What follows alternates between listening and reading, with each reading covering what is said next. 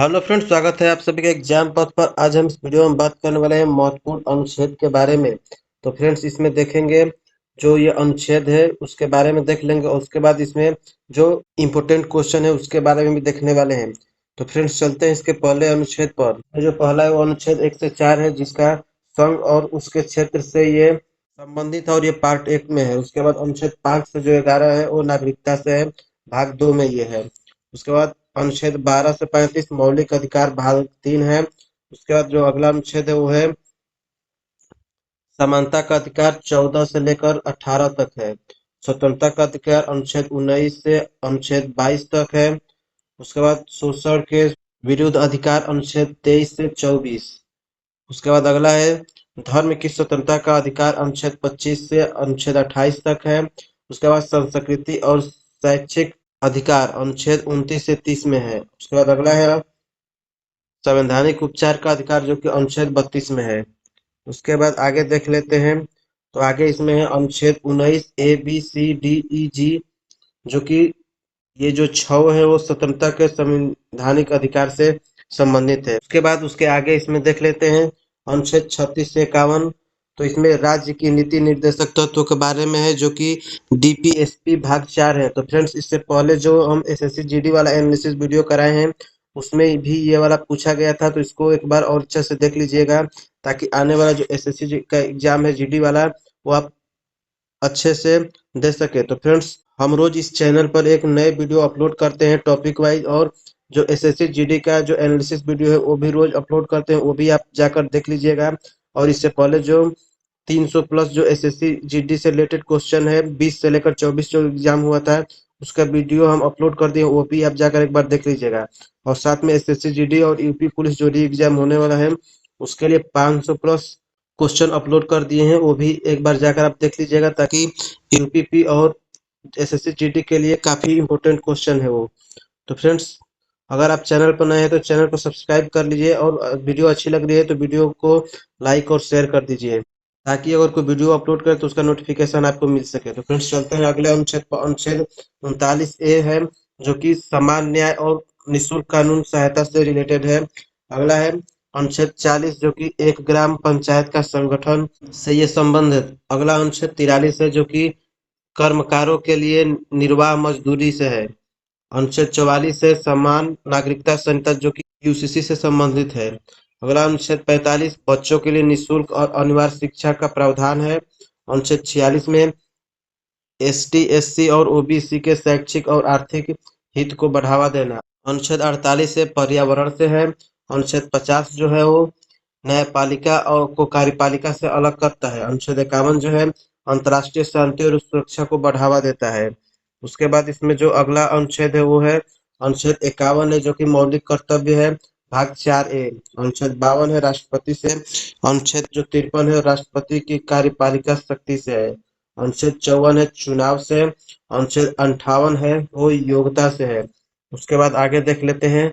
आगे है अनुच्छेद 61, जो कि महाभियोग से है। उसके बाद जो अनुच्छेद 169 है वो राज्य विधानसभा से है। उसके बाद इसमें देख लेते हैं राष्ट्रपति के बारे में कि किस अनुच्छेद में इसका जिक्र हुआ है। तो अनुच्छेद 52 में। और अनुच्छेद जो 54 है वो नियुक्ति के लिए है, और शपथ के लिए CGI और सीनियर मोस्ट जजेस के लिए भी ये होने वाला है नियुक्ति, अनुच्छेद 54 से है। उसके बाद अनुच्छेद 123 जो है अध्यादेश से है। अनुच्छेद जो 72 है वो समाधान से है। उसके बाद राज्यपाल के लिए देख लेते हैं। तो अनुच्छेद 153 में है ये, और अनुच्छेद 55 में है। शपथ के लिए भी इसमें CJ और स्टेट के लिए जो है अनुच्छेद 155 में है, और सीनियर मोस्ट जजेस के लिए भी है। उसके बाद अनुच्छेद 213 में भी इसका जिक्र है, अनुच्छेद 161 में है। उसके बाद आगे देख लेते हैं। तो आगे है इसमें RPA एक्ट 1950, जो कि इसमें जो रिजर्वेशन है ST SC के लिए लोकसभा में, और जिसमें आर्टिकल 330 में SC के लिए 84 सीट और ST के लिए 47 सीट है। उसके बाद अनुच्छेद 331 है, जो कि 2 एंग्लो इंडियन लोकसभा में नामित होते हैं, जो कि अब ये समाप्त हो चुका है। उसके बाद अगला है जो अनुच्छेद 332 है, जो कि राज्य विधानसभा में आरक्षण के लिए है। अनुच्छेद 333 जो है राज्य विधानसभा के एक नामांकित एंग्लो इंडियन के लिए है। उसके बाद इसमें देख लेते हैं केंद्र और राज्य के बारे में कौन सा अनुच्छेद में ये है। तो केंद्र के लिए पहले देख लेते हैं, अनुच्छेद 74 में जो है प्रधानमंत्री के लिए, और अनुच्छेद 75 में जो है वो नियुक्ति के लिए है, और अनुच्छेद 78 है जिसमें कर्तव्य के लिए है, और अटॉर्नी जनरल ऑफ इंडिया के लिए अनुच्छेद 76 में है। उसके बाद इसमें जो राज्य के लिए उसमें मुख्यमंत्री के लिए है एक अनुच्छेद 163, और अनुच्छेद 164 है वो नियुक्ति के लिए है। उसके बाद अनुच्छेद 167 जो है कर्तव्य के लिए है, और इसमें जो अनुच्छेद जो दिया है 165 वो है एडवोकेट जनरल ऑफ स्टेट के लिए। उसके बाद अनुच्छेद जो 80(3) दिया है वो राज्यसभा के 12 सदस्य जो मनोनीत होते हैं उसके लिए है। उसके बाद इसमें देख लेते हैं सुप्रीम कोर्ट और हाई कोर्ट के बारे में। तो इसमें जो अनुच्छेद 124 है वो सुप्रीम कोर्ट के लिए है, और इसमें जो राइट पावर मिला है वो अनुच्छेद 32 से मिला है ओनली फॉर एफआर के लिए। उसके बाद हाई कोर्ट के लिए देख लेते हैं, अनुच्छेद 214 में है, और इसमें राइट पावर जो अनुच्छेद 226 में मिला है। उसके बाद अगला देख लेते हैं उपराष्ट्रपति के लिए, वाइस प्रेसिडेंट के लिए। इसमें सबसे पहले देख लेते हैं अनुच्छेद जो 63 दिया है वो भारत का एक राष्ट्रपति होगा। अनुच्छेद 64 में जो है वो उपराष्ट्रपति राज्यसभा राज्यों की परिषद का पदेन अध्यक्ष होगा एवं कोई अन्य लाभ को पद धारण नहीं करेगा। उसके बाद अनुच्छेद जो 66 है वो है उपराष्ट्रपति का निर्वाचन, जो कि सांसद के दोनों सदनों के सदस्यों से निर्मित निर्वाचन मंडल के सदस्य द्वारा किया जाएगा। अनुच्छेद जो 69 है वो शपथ या प्रतिज्ञान के लिए है। उसके बाद जो अनुच्छेद 70 है वो अन्य आकस्मिकताओं में राष्ट्रपति के कार्यों का निर्वाह के लिए है।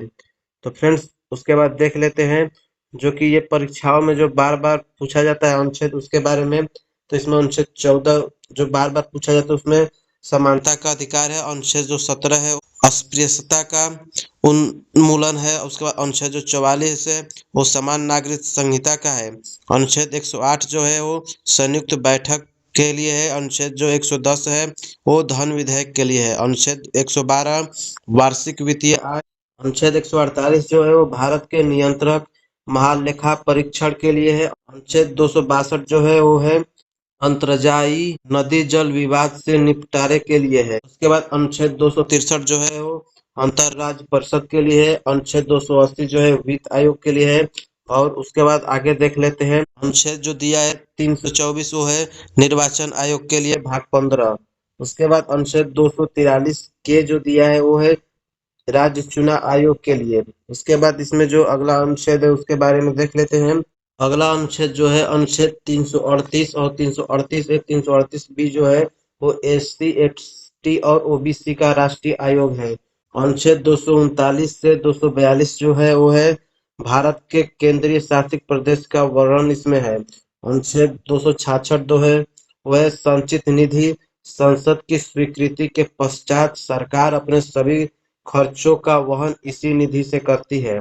अनुच्छेद 267 जो है वो आकस्मिक निधि से है, जो कि संसद को एक निधि स्थापित करने की शक्ति दी गई है। अनुच्छेद 351 जो है हिंदी भाषा का प्रचार एवं उत्थान के लिए है। अनुच्छेद 370 है जो कि जम्मू और कश्मीर को स्वायत्तता इसमें मिली थी, जो अब ये 370 हट चुका है। उसके बाद अगला है अनुच्छेद 371 जो कि नागालैंड समेत पूर्वोत्तर के सभी राज्य को स्वायत्तता इसमें है। उसके बाद आगे इसमें है अनुच्छेद 371 ए से जे तक, जो कि नागालैंड असम मणिपुर सिक्किम मिजोरम और अरुणाचल प्रदेश आदि राज्यों के लिए विशेष प्रावधान किया गया है। इन राज्यों को विशेष दर्जा उनकी जनजाति संस्कृति को संरक्षण प्रदान करता है। अनुच्छेद 371 में गुजरात महाराष्ट्र गोवा और आंध्र प्रदेश के लिए भी कुछ मामलों में विशेष उपबंध किए गए हैं। हालांकि अनुच्छेद 371 के तहत कुछ राज्यों के लिए किए गए विशेष प्रावधान समय के साथ खत्म हो चुके हैं। उसके बाद आगे इसमें देख लेते हैं इम्पोर्टेंट क्वेश्चन के बारे में। इसमें जो पहला क्वेश्चन है वो है मूल रूप से संविधान में कितने अनुच्छेद है। तो इसका ऑप्शन बी सही हो जाएगा 395। उसके बाद अगला जो क्वेश्चन है वो है भारतीय संविधान के निम्न में से कौन से अनुच्छेद में बजट शब्द का उल्लेख किया गया है। तो इसका ऑप्शन नंबर हो जाएगा डी सही, अनुच्छेद 110 जिसमें जो बजट का उल्लेख किया गया है, जिसमें भारतीय संविधान में बजट शब्द का उल्लेख नहीं है। और इसमें भारतीय संविधान का अनुच्छेद 112 में इसका उल्लेख वार्षिक वित्तीय विवरण के रूप में किया गया है।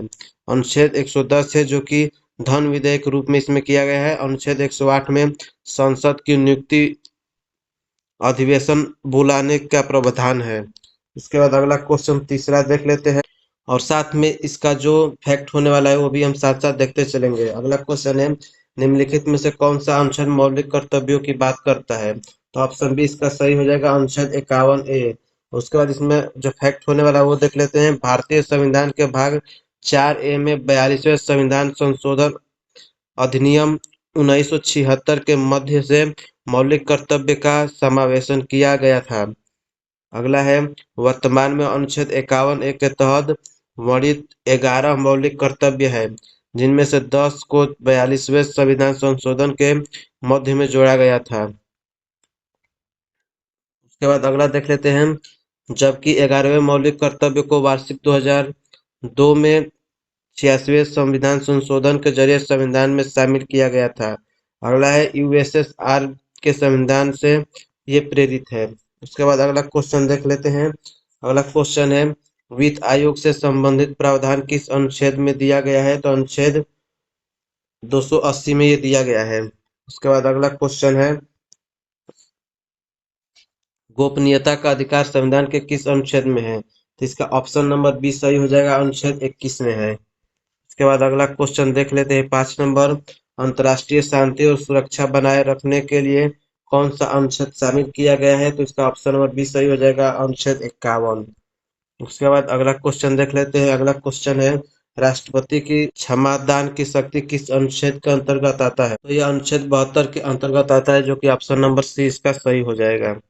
अगला क्वेश्चन है 7 नंबर, कौन सा अनुच्छेद मुख्यमंत्री द्वारा राज्यपाल को सूचनाएं देने का कर्तव्य निर्धारण करता है? तो इसका ऑप्शन नंबर ए सही हो जाएगा, 167।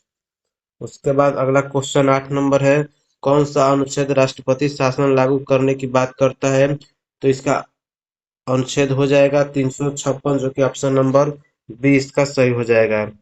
अगला क्वेश्चन है, कौन सा अनुच्छेद कहता है कि राष्ट्रपति को सलाह व परामर्श देने के लिए एक मंत्रिपरिषद होगी?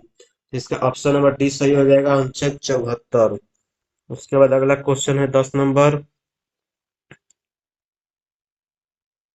10 नंबर है, कौन सा अनुच्छेद अनुसूचित जनजाति के राष्ट्रीय आयोग का प्रावधान करता है? इसका अनुच्छेद 338 हो जाएगा, ऑप्शन नंबर जो कि सी में है ये। अगला क्वेश्चन है 11 नंबर, उच्च न्यायालय की रीट जारी करने की शक्ति किस अनुच्छेद से दी गई है? तो ये सही हो जाएगा, अनुच्छेद 226, ऑप्शन नंबर डी।